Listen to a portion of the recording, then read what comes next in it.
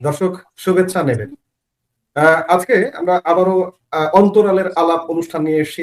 দর্শকের কাছে ভালো লাগবে সেই ভালো লাগার জায়গা থেকে কথা বলতে এসেছি। আজকেও ঠিক আমরা আমাদের বিষয়, আমরা একটা বিষয় নির্ধারিত বিষয় নিয়ে কথা বলবো না। আমরা সমসাময়িক দু একদিনের মধ্যে ঘটে যাওয়া বিষয়গুলো নিয়েই কথা বলবো। আজকে আমাদের সঙ্গে যুক্ত হয়েছেন দাসের প্রীতি ও শুভেচ্ছা নিন। 2026 সালের বিধানসভা নির্বাচন পশ্চিমবঙ্গের রাজনৈতিক মানচিত্রকে যাকে বলে একেবারে তছনছ করে দিয়েছে। তৃণমূল কংগ্রেসের পতন ঘটেছে আর ক্ষমতা দখল করেছে ভারতীয় জনতা পার্টি। কিন্তু এখানেই শেষ নয়। রাজপাট থেকে তৃণমূল কংগ্রেসের বিদায়েই শেষ হয়নি রাজনীতি। নির্বাচনের পর মমতা ব্যানার্জির দল অন্তর্কলহে কার্যত মুছে যাওয়ার জোগাড়, যার তুলনায় ব্যবহার করা যায় একটা মাত্র শব্দবন্ধ, সেটা হলো রাজনৈতিক মহাপ্রলয়। আর এই রাজনৈতিক মহাপ্রলয়ের পর পর্দার আড়ালে শুরু হয়েছে এক নতুন খেলা। পশ্চিমবঙ্গের 30% মুসলিম ভোট ব্যাংক, যা এতদিন তৃণমূলের শক্তির প্রধানতম উৎস ছিল, তা এখন কোন দিকে যাবে? কোন রাজনৈতিক দলের ছত্রছায়ায় আশ্রয় নেবে তারা? যখন রাজ্যের মুসলমানরা প্রায় দিশেহারা অবস্থায়, ঠিক এই সময়ই ভেসে আসছে এক চাঞ্চল্যকর খবর। খবরটি হলো কলকাতার বাংলাদেশ হাই কমিশনের ব্যবস্থাপনায় দুজন ব্যক্তি, যারা আদতে বাংলাদেশের জামায়াতে ইসলামের সঙ্গে যুক্ত, তাদের তাত্ত্বিক নেতা, তারা এসেছেন কলকাতায় অত্যন্ত সংগোপনে। বৈঠক করেছেন বামফ্রন্টের নয়, সিপিএম এর দুই শীর্ষ নেতার সঙ্গে। কি কথা হলো সেই বৈঠকে? বাম আইএসএফ আর ওপার বাংলার ইসলামী শক্তি কি হাত মেলাচ্ছে বাংলায় বিজেপির রথ থামাতে, বিজেপিকে চ্যালেঞ্জ ছুড়ে দিতে? আজ আমরা করব এই খবরের কাটাছেঁড়া। স্কিপ না করে পুরো ভিডিওটি দেখুন, কারণ এটা একটি ভয়ঙ্কর খবর দিচ্ছে। আজ অনেক গোপন তথ্য আপনাদের সামনে নিয়ে আসব। প্রিয় দর্শক, গত এক দশক ধরে পশ্চিমবঙ্গের রাজনীতিতে একটা কথাই প্রচলিত ছিল: সংখ্যালঘু ভোট যার, আরো বাংলা করে বলি, মুসলমান ভোট যার, নবান্ন দখলে তার। মমতা ব্যানার্জির তৃণমূল কংগ্রেস এই সমীকরণকে ঢাল বানিয়ে রাজত্ব করেছে গত 15 বছর। কিন্তু 2026-এর নির্বাচনে সেই দুর্গে ফাটল ধরেছে। একটা অংশের মুসলিম ভোটার, বিশেষ করে যুব সমাজ, তারা উন্নয়ন আর চাকরির স্বার্থে বিজেপির দিকে ঝুঁকেছে। এদের সঙ্গে আছে মুসলিম মহিলারাও, তাদেরও একটা অংশ। এই খবরটা আদৌ মিথ্যে নয়, আমি আমার ব্যক্তিগত অভিজ্ঞতা দিয়ে বলছি এই কথাটি। কিন্তু তাদের সংখ্যা যে আদৌ বেশি নয়, এটাও সত্যি। বিজেপির বিপুল জয়, 2/3 জয়ের বড় কারণ হলো হিন্দু ভোটের মেরুকরণ। মুসলিম ভোটে চিরকালই মেরুকরণ ছিল, কিন্তু রাজ্যে হিন্দু ভোটের মেরুকরণ এই প্রথম।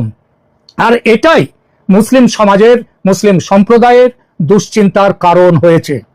যে যাই বলুক, যতই সম্প্রীতির গান গাওয়া হোক, মুসলিম মানসিকতায় হিন্দু বিদ্বেষ স্থায়ী আসন নিয়েছে, বিশেষত ভারতে, এবং ভারতের বাইরে নয় পশ্চিমবঙ্গ। তাই পশ্চিমবঙ্গেও এই হিন্দু বিদ্বেষ একটা আছেই। রাজনৈতিক দলগুলো ভোট ব্যাংকের স্বার্থে এই মানসিকতাকে তোষণ করে গেছে। সম্প্রীতির কথা লোক দেখানো, ওই একই বৃন্তে দুইটি কুসুম, এসব লোক দেখানো। আর এই কারণেই রাজ্যের মুসলিম সম্প্রদায় মমতার পতনের পর নতুন ছাতার সন্ধানে আছে। একটা ক্ষুদ্র অংশ তাদের স্থানীয়ভাবে ঝুঁকেছে হুমায়ুন কবিরের আম জনতা উন্নয়ন পার্টির দিকে।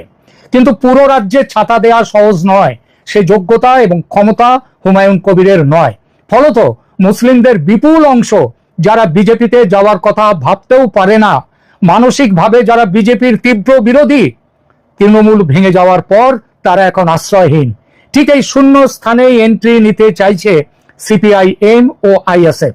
গত নির্বাচনে সিপিএম মাত্র 5% কম ভোট পেলেও রাজনৈতিক বিশ্লেষকদের একটা অংশ বলছেন তৃণমূলের অবর্তমানে সংখ্যালঘুদের কাছে এই মুহূর্তে সবচেয়ে গ্রহণযোগ্য বিকল্প হলো বামপন্থীরা, বিশেষ করে সিপিএম।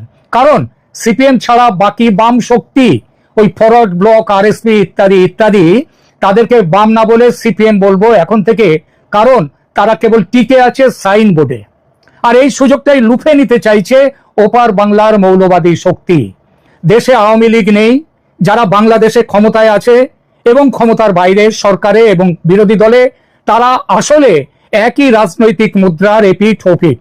বিএনপি আর জামাত তাই একযোগে পরিকল্পনা করেছে কিভাবে পশ্চিমবঙ্গের মুসলমানদের পাশে দাঁড়ানো যাবে।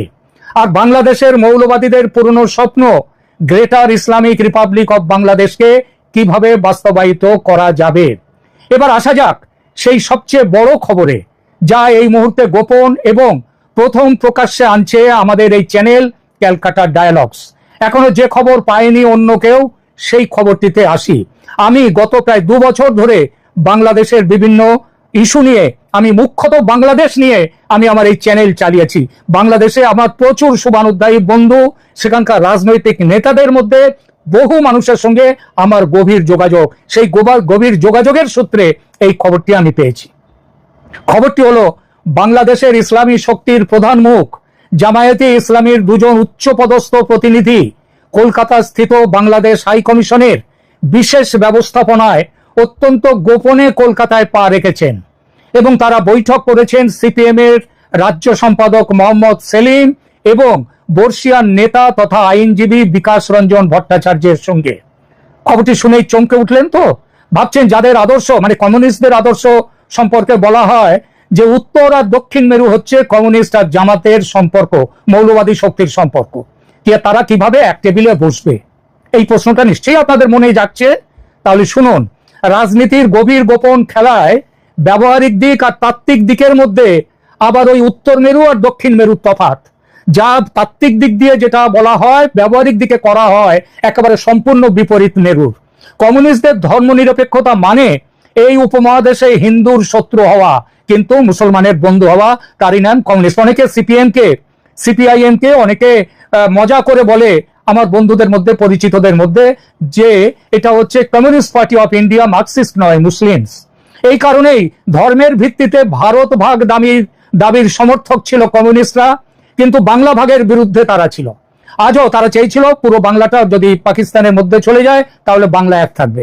আজও বাংলা ভাগের জন্য, মানে বাংলা কেটে পশ্চিমবঙ্গকে বার করে নিয়ে আসার জন্য শ্যামাপ্রসাদ মুখার্জির বাপান্ত করে থাকে এই কমিউনিস্টরা। এই কারণেই বাম শাসনের 34 বছরে এ রাজ্যে বাংলাদেশি মুসলমানরা লাখে লাখে এসে ঘরবাড়ি তৈরি করেছে পশ্চিমবঙ্গে, পশ্চিমবঙ্গ থেকে ছড়িয়ে পড়েছে সারা ভারতে। এটা আমার কথা নয়, মমতা ব্যানার্জির কথা। তিনি তখন বিরোধী ছিলেন, পার্লামেন্টে স্পিকারকে কাগজের বান্ডিল ছুঁড়ে মেরেছিলেন এই কারণেই। তখন ওই যে বললাম, তখন তিনি বিরোধী দলে ছিলেন। বাংলাদেশের আর কমিউনিস্টরা ছিল কার সাথে? মনমোহন সিং, সোনিয়া গান্ধীর সরকারের থেকে সাথে। ঘটনাটা সম্ভবত 2005 সালের।